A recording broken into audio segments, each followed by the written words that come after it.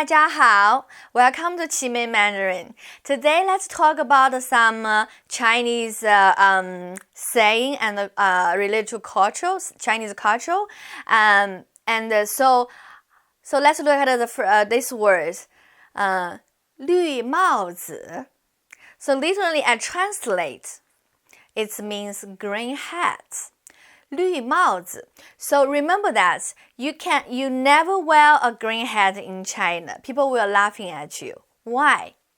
So let me tell you the story. So there are two versions of the story. 绿帽子.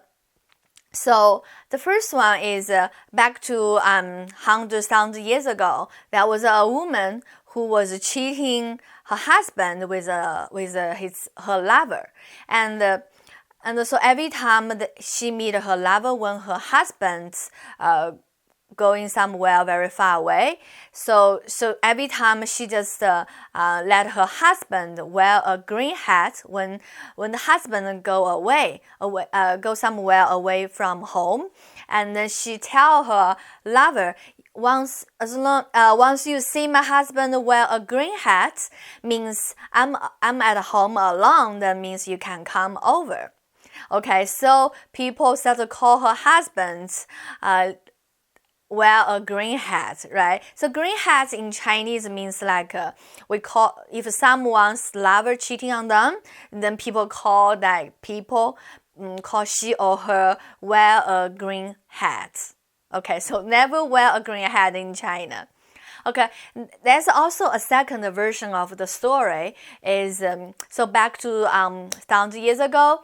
So the Chinese the government says they have the rules. So for the prostitutes and their family, they only can wear teal color clothes and wear teal color hat. So which the teal color is very close to green color. So and after many years, then people use the green hat to call someone if their lover cheating on them, because that was used to, the color was used to for the prostitutes and their family, and also the teal color was a very cheap color, was only for people in like poor people in a low, they are living at a lower society level. So they use this kind of a color. So remember that you never wear green hat in China.